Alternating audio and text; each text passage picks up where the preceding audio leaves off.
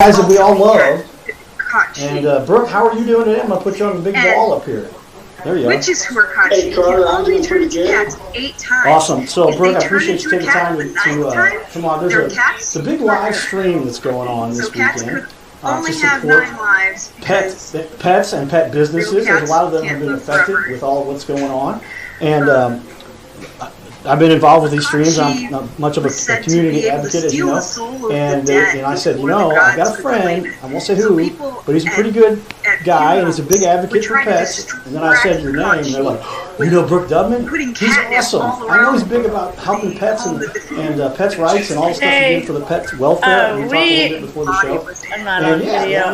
We've got about 30 more minutes with the current show. Thanks for showing up early. People happy and enjoy life, and they deserve to be taken care of and all the fun stuff. Tell us a little bit about. You're not kidding, because and at this time, the people that don't have pets, they're relative with either don't know what they're missing, or they might be realizing it's time to adopt one right now, because everybody's lonely and bored at home, even with their families.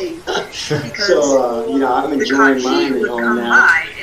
And Carter, this is so funny because I see these late shows and everybody's doing these Zoom meetings from home, and they got these setups, and so I'm sitting in my office at work, and if I'm looking at the camera, I can't see you. I'm kind of. But if I'm looking at you, it looks like I'm looking down here. We're live streaming. And well, look at yourself. I've got you on the big TV wall. This is the Cardinal Cowboy TV wall, and you are live and in charge right there. I've only given you 6 of the 9 screens that you're using, but I wanted to put you on here so everybody can see you. And if I'm looking at myself, I'm looking over there. Anyway, no, this is cool. Thanks for having me on. Yeah, well, like I said, a lot of people do know you as a huge pet advocate. Tell me a little bit about the background. How did you become interested in pets? Was this a childhood thing? You just grew up loving the little furry guys? Or is it something happened with a pet that you recall as a whenever? Tell us, how did that come about? Yeah, in my family, we've always had rescue pets, and I've always loved them. And as I grew up, my mom would rescue animals off the side of the road when she saw a stray, and so, she'd take them to the vet, get them fixed up, and we would foster them until she found a loving forever home. And so over the years, I've just learned about more injustices to animals, and and it's just a passion of mine to see what I can do to minimize or eliminate any unnecessary animal suffering. Well, and that's about as cool as it gets. I mean, a lot of us are doing important things to try to help and support people, especially the loved ones that we have. But people have a huge emotional attachment to pets. I mean, dogs, cats. I have fish, and I've never. I mean, like, I've had a number of my fish over time. Fish don't live as long as the rest of the pets out there generally, but it's a living creature created by God. I mean, it might sound sappy here, but I mean, I don't like to see anything die. And these pets, man, they've really got emotion. You connect to them, and they're part of your lives. They're part of your family. What are your thoughts there, Brooke? Oh, no kidding. Everybody has a huge passion for the love of family members. But your family members you're with the most or love the most, or they're still humans, and humans sort of get on each other's nerves at times, especially with all this isolation. And the pets, they're always forgiving, and they love you all the time, no matter what. So it's so unconditional. And for those of you that haven't been able to experience that, then I recommend going straight out to a great shelter this afternoon or tomorrow and adopt yourself one. Well, yeah, I mean that's I think you're right. So many people are just missing a big part of life if they haven't had a pet that's part of their life, that's part of what they get to experience as a human on this planet. I adopted my up here as we talk a little bit, and I was an advocate in that I felt like I can't just get one pet, one dog, because my theory was that they would have a lot of fun, but they'd be lonely, unless I'm be in the house when I'm there. But if I'm off working and I'm away or whatever, so I got 2 of the last beautiful dogs from a litter of dogs, And they turned into the most furry, fun animals, and for 13 years they were part of my life. And finally, it was really sad when they finally passed on, and I'll go back to the fun about it, but it was really interesting when one passed, and then the other one that had survived, he was depressed. He literally was depressed, and he would go running around like he was trying to find him and bury himself trying to find him. And he didn't. And it was like they're like a lot of humans you hear about when one mate passes away and the other mate, then the wife or the husband, they just become so emotionally attached. And he was only around for like 2 more weeks, and then he went on and took go be with his brother in doggy heaven. Oh gosh! But to me that was so touching. It's just like these animals are so much like humans. They're not humans per se, but they are so much like humans, and we connect with them so much. They really help fulfill our lives, and there's so much that they bring to this planet. It's just awesome to see what so many people like yourself do to help bring attention to the rights that animals. I mean, they're not like humans to say the right to speak and the right to attend church or whatever, but they do have, they should be treated accordingly as living creatures. I truly believe it. I'll even share when my dogs first had their couple sicknesses. I looked it up later. I spent thousands of dollars. I could not euthanize them. A couple people were like, "Why don't you just put them down?" I'm like, "No, man, they deserve. I'm going to put some money into this, and I'm going to." And they got to live an extra couple of years because of that. And that was so hard for me. Maybe I'm kind of a softie, but I just think animals are such a big part of our world, and it's hard to see anything. It's hard for me to kill a fly. It's like it's another creature from God, but especially pets. So tell us, why you're such a strong advocate. You talked about. Well, they're lucky to have you, Carter. You're a good pet daddy, and right. So you were talking about pictures. So here's if you could see this. Yeah. There's my 2 kitty cats right there. They're drinking water out of the sink. Yeah. They have fun doing that, and I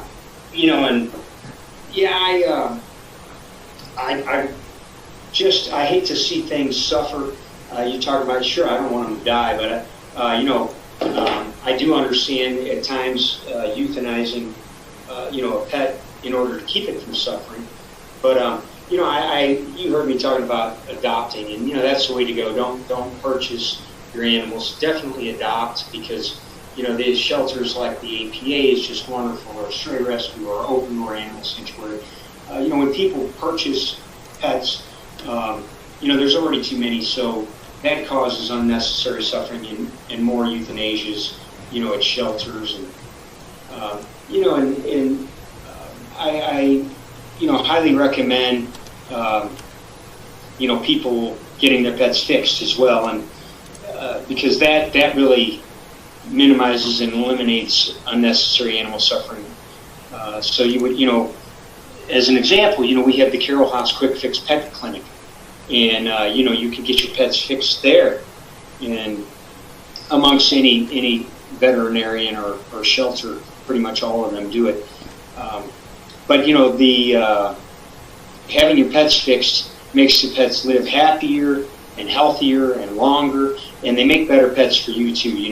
There's a number of reasons why they make better pets, and so I highly recommend that, because when cats and dogs have puppies and kittens, there's just not enough homes for them all. That's true. Yeah, you hear some of the horror stories, and that's why you want.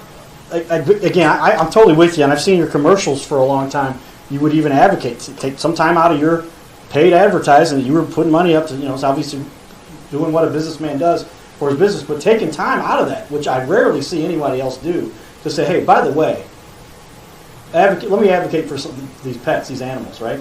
And that to me was like, absolutely. This guy's, he's about it. Why did you feel compelled to do that? I guess I love to sell furniture. I love our business. My dad started it 56 years ago, and I hope to be able to pass it on to my kids sometime. Hopefully they'll be interested in coming to work here. They work a little already, but at the same time, there's more important things in life than making money, and more important things in life than furnishings, I hate to say.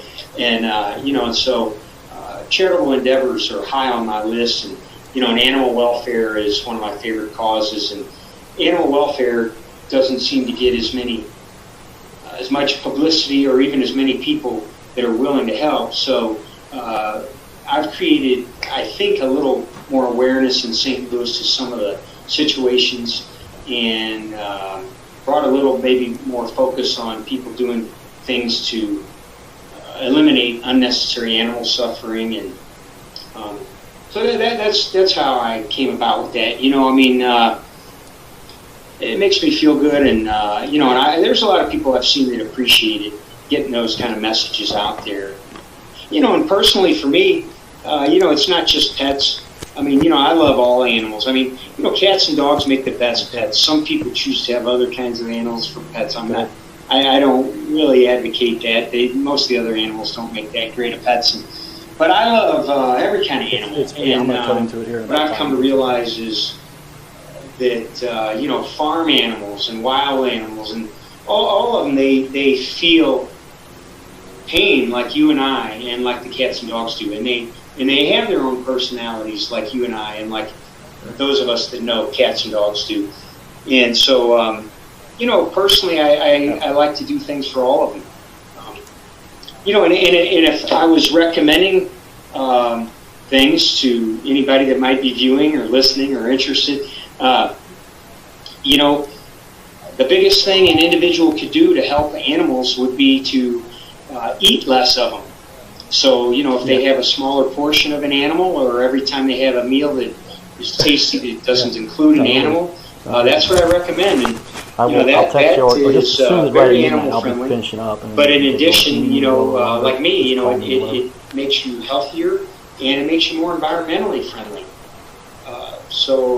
Good tip for you. Yeah, so it goes as far as, a lot of people do advocate a vegan diet or complete vegetarian. I'm not sure the difference between the two. I know there is a difference, but a lot of people do talk about the health benefits. I've got a strong advocate who's he's a dietitian, and he talks about if you eat meat, you better have the right blood type, or you're doing more damage to your body than good. And certain blood types. And even with the right blood type, you're still doing more damage to your body than good. I highly recommend a vegan diet. Or a vegetarian diet, or at least just less consumption of animals makes people healthier. It's funny. A lot of people don't know the differences of those definitions, and a strict vegetarian wouldn't eat only 4 things, and that's chickens, pigs, cows, and fish. Okay. Otherwise, they eat what everybody else eats. And a strict vegan, in addition to those 4 things, they wouldn't eat animal products such as dairy or eggs. For me, I just recommend less animal product consumption to be more animal friendly, and to be more healthy, and to be more environmentally friendly.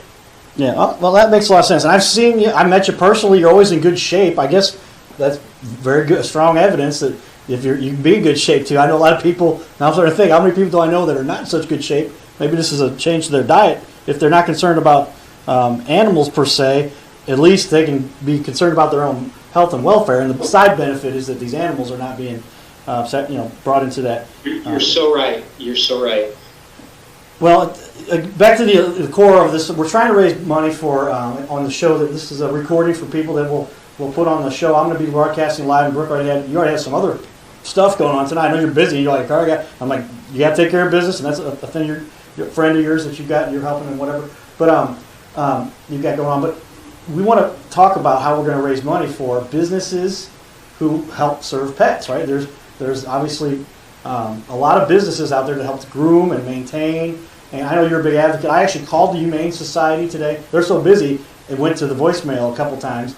But I've been over there to advocate. And when I adopted my 2 dogs, I did adopt them from the Macklin, is that the Humane Society that they have over there? And it was great because I really felt like, there's lots of pets that are for sale for profit, which, okay, it's a business and that's better than letting them, I guess, not be taken care of. But if you really want to help... No. I'll interrupt you there. Okay, tell me. Businesses that sell pets, that's all supply and demand. So I will tell you, don't give them any demand, and then they will breed less. And, definitely go to places such as the Humane Society, like you mentioned. In fact, they've got a new the newest, latest, greatest adoption center right down the street from our store here. So right in between us and Westport Plaza on Page Avenue. Well, that's okay. So I understand. So I see what you're saying now, and I hadn't thought about that per se as, why. But you're saying if you go more people buy from those places, then they just produce more pets, and they do these quote unquote puppy mills and the other things like that. They were just mass and there's never taken care of, it seems, the way that a pet should be, and that's why you're saying that just promotes more of things that aren't necessarily good, right? Oh, you're absolutely right. And whenever there's money involved, believe me, the pets aren't taken care of like you or I would take care of our pets, or like anybody that loves a cat or a dog would expect. So, it's not a business. Like to make money, compete with us in furniture or something. We treat our furnishings here at the store probably better than most people that are in the for-profit animal business. Now, you can count on the good not-for-profits such as the APA on Hanley or, Animal Protection Association. Okay, well, that's something else to think about. It's just a lot of people don't realize when you're talking about, if you really care about pets and you care about animals, think about the source and what they do and how that, I know the puppy mills thing is an issue, but it hadn't processed that. So you learn something new every day, Brooke, and you're a successful business person, so you understand the process of businesses, and especially somebody who's been so close to the pet world and advocate for pets, it makes sense that you would say, well, let me explain to you a little bit, think this through. And whenever you think things through, then new ideas come to light. And now so I'm very glad that I didn't buy pets at a pet. Well, I adopted them from the Humane Society, right? It's different the way you do. You don't buy them, you're adopting them, and it's more. Absolutely, and and go to a recognized, known shelter. Yeah, because there's a lot of these places now that act like a little rescue, and they're actually a front for a puppy mill and for breeders. So, don't get fooled like that. I gotcha. Okay. Very cool. So let's share a little bit about, we got a couple slides here that we always talk about. Some of the supporters that are part of our organization. I'm going to keep you on the screen here, though, Brooke. I'm going to zoom it down a little bit. I can control the size of that window. So let me bring that. But then you can kind of play along with me here, because you're going to know about some of these things because you're an advocate. So let me. We're using this through Zoom. A lot of people, everybody's familiar with Zoom. Now, I've had a Zoom account for about 4 years, but now it's Zoom's become real popular given what we've got going on with in our world right now. But there we go. So we've got you in the corner, and then I will pop this up here. Let me share with everybody. And the next slide, the Wentzvillian, the new Wentzvillian, Brooke. You know the judge. You were a guest on the Cowboy Judge show. I invited you to come on. Heck yeah, love it. And he owns and runs I mean, if you own a web funnel page, Facebook page. I guess you're the owner technically. So he runs this Wentzville for St. Charles Countonians. I used to say it's Countians, I guess, but it's a whole. Yeah, Mike Carter's awesome. And Mike's awesome. What did you think when you came on the show, the Cowboy Judge show, when we had you on? Had a great time, and what a great, interesting guy to talk to. Yeah, it's pretty cool to be able to have the ear of a judge who obviously is also a lawyer to say, hey man, well let's talk, and he doesn't charge you $400 an hour, right? And so it was cool to have his insight and just kind of his perspective on the world, and having you on there combined, I felt like, man, I've really lucked out here having a couple of the best known business / leaders in our community allowed me to talk to him on a TV show where we kind of just help share the stuff going on in the community.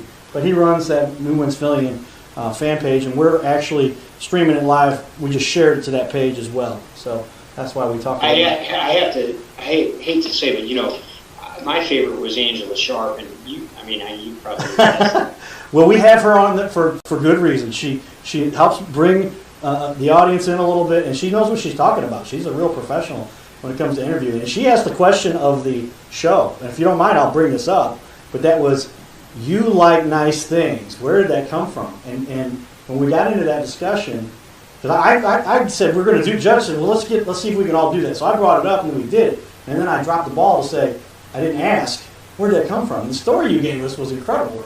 And you realize how awesome that is. That jingle now has been around for how many decades, and that's your catchphrase, right? That's what everybody knows you for.